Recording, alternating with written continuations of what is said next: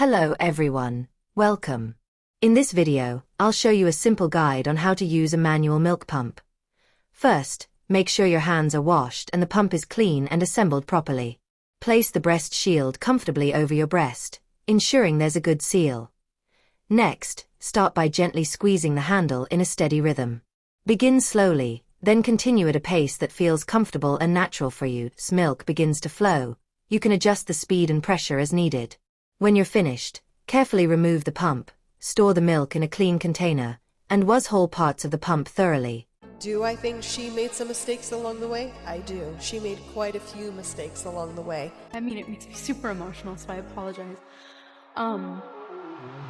It's so important for people like us to see people like us on screen. And weird things pop out of their heads. There's no line, there's no filter, it's gone. Yeah. It's so important for that next generation to see someone that looks like them, to see someone that may not understand where they fit in this world yet because of their cultural identity, their ethnic background. She was supposed to be West End royalty, but now she's threatening to bring the house down. According to multiple insiders close to the production, Rachel Zegler is preparing to take legal action against the team behind the London revival of Evita. Not for breach of contract, not for being fired, but for something far more personal, what her team is calling a toxic and hostile work environment. While everyone was enjoying the film, the actors were being paid residuals. Like, they were literally being paid barely anything for their work, and we wonder why Rachel Zegler is speaking out against this. Like, I don't know, maybe it makes perfect sense because that was her first experience with the film industry, and yeah, she was kind of screwed. Yeah. And listen, she turned out fine. She's making a lot more money than I am. But, I would be pissed too. I would be. So anyway, I think everyone needs to pipe the fuck down and wake the fuck up and realize who the real enemy is. Oh my God, that was so Hunger Games of me, but it's true. Behind the velvet curtain, things have gotten ugly. Sources say Rachel feels she's been undermined, isolated, and deliberately pushed to the edge by the very people who hired her to lead the show. What started as small creative disagreements have allegedly snowballed into full-blown confrontations, and now her legal team is involved. I'm just thoroughly convinced that Rachel Zegler is the unluckiest lucky person that has ever existed. We just need to take a look through of her entire career, and you'll understand once you see. Okay, so first, imagine you have the voice of an angel. She has one of the best singing voices that I've ever heard. At 16, she starts auditioning for the part of Maria in West Side Story. But mind you, this isn't any West Side Story remake. This is a Spielberg West Side Story remake. And at 17, you get the part, right? Your first ever acting job is playing the lead in a Spielberg movie. Insane. But then your co-star has all of these allegations come out, so they ramped down all of the PR for this movie. Then your co-star for one of your next movies is also a terrible person. Okay, maybe third time's the charm. You get cast to play the Snow White. But never mind, your co-star is a Zionist.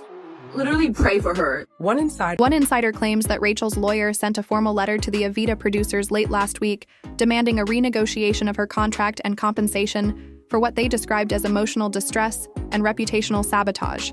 Another leak suggests her team has compiled a list of alleged incidents from ignored safety complaints to last-minute scene changes designed to, quote, make her look unstable in front of the cast.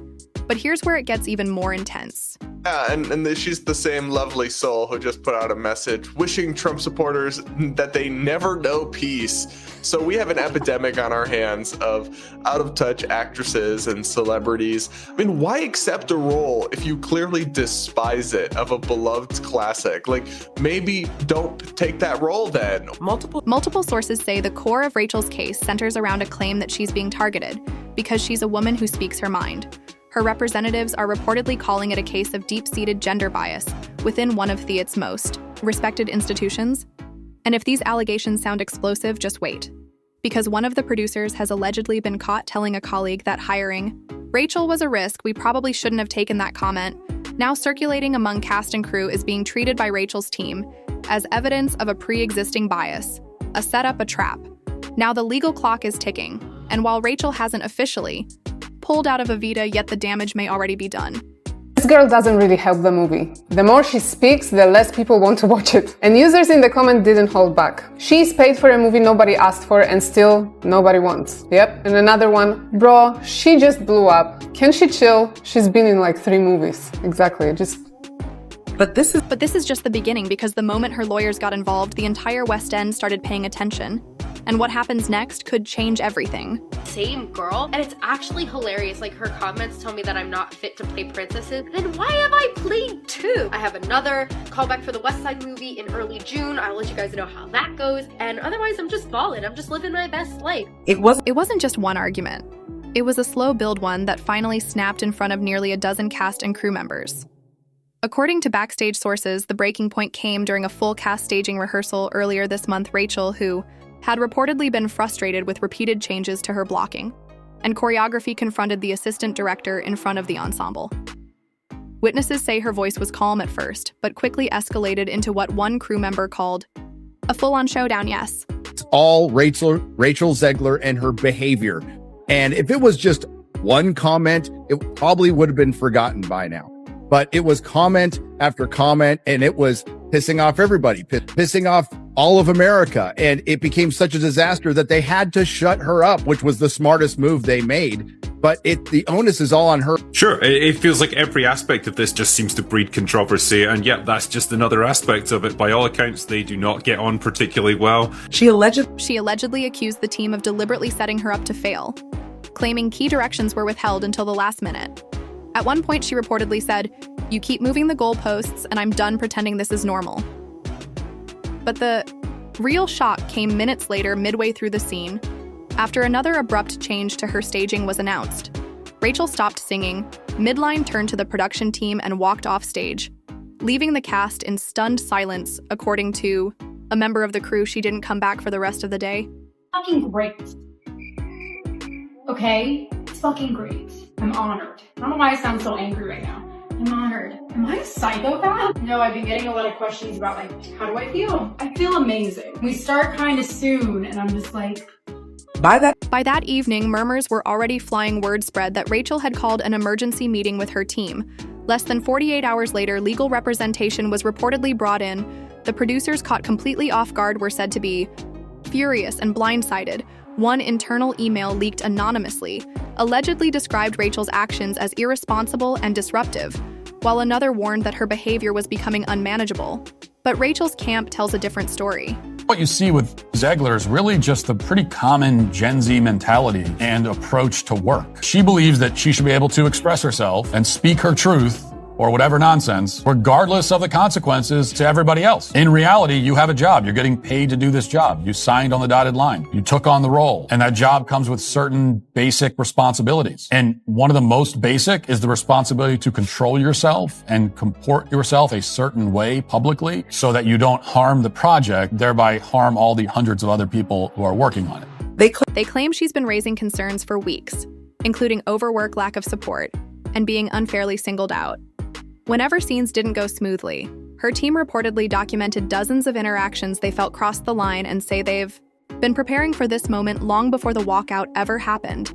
And just when the dust started to settle, Rachel stopped answering calls from production for 3 straight days.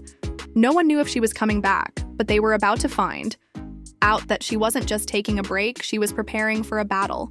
It was a crime of woke, feminist, commie lunacy. So that leaves us with she, her, hers. Rachel Zegler. Zegler? I'm not sure. The partner in crime and one of the most entitled, toxic... I'm a narcissist. man-hating, nasty bitch. The last part, her words. Who single-handedly actually annoyed everyone so bad they skipped this mess. Well played. Rachel Zegler isn't just upset. She's alleging something much bigger, a pattern of behavior that she believes proves she was never truly welcome in this production. According to leaked excerpts from her legal team's preliminary statement, Rachel is accusing the Evita producers of fostering what she calls an emotionally manipulative and hostile work environment. The document reportedly outlines multiple incidents that her team claims were intended to isolate and psychologically destabilize her. During rehearsals, one of the main allegations that Rachel was consistently excluded from Heil production meetings about key creative decisions, meetings her male co-stars were allegedly invited to. According to her team, these exclusions left her unprepared for major changes to scenes blocking and even vocal arrangements, which were then used against her when she underperformed. And that's not all. Another claim focuses on her solo number, a pivotal moment in the show that Rachel had Reportedly rehearsed for weeks out of nowhere, producers allegedly cut the number without informing her directly. She found out through a printed call sheet that listed the scene as scrapped. Due to time constraints, her team now says the cut was retaliatory, a punishment for speaking up too often. But perhaps the most damning part of the complaint is a list of psychological triggers Rachel's lawyers claim were used to provoke her during key rehearsals. Things like moving her blocking marks just before a run-through, having the conductor change tempo midong, or adjusting lighting in a way that threw off her visual cues to anyone else. They might seem like normal production hiccups, but to Rachel's team, they were part of a pattern, a subtle campaign to paint her as erratic, unprofessional, and difficult to work with. They even go so far as to say the producers were building a paper trail setting Rachel up to look like the problem in case things exploded. And now she's calling them out. According to one insider, Rachel's team is demanding a full review of how she's been treated, along with a compensation package for what they describe as ongoing emotional harm, reputational damage, and contract manipulation. But the producers aren't backing down quietly, because while Rachel's team is preparing for war, the rest of the cast is starting to speak out. And not everyone's on her side, as Rachel's legal team ramps up the pressure behind the scenes. The people working right beside her are starting to break their silence, and what they're saying might complicate her case privately. Several cast members have expressed frustration, not necessarily with the producers, but with Rachel herself. One ensemble member, reportedly, described the atmosphere as tense from day one. Another called Rachel's presence commanding, but not in a good way. Leak group chats from crew members show jokes about needing a second HR department, just for Rachel, and one message allegedly sent by a stagehand reads every time she walks in. It's like the energy shifts. You never know if it's going to be a meltdown or a monologue. But it's not all one-sided. At least 2 castmates are said to be quietly supporting her, telling others that she was being excluded and that they witnessed clear favoritism toward male leads. One performer even claimed that Rachel's concerns were laughed off in a meeting, and that when she raised her voice, people acted like she'd committed a crime. Still, the overall tone behind the curtain is divided and growing more polarized by the day. Even among those who sympathize with Rachel, there's frustration with how things have unfolded. It's not that she's wrong. One source said it's how she's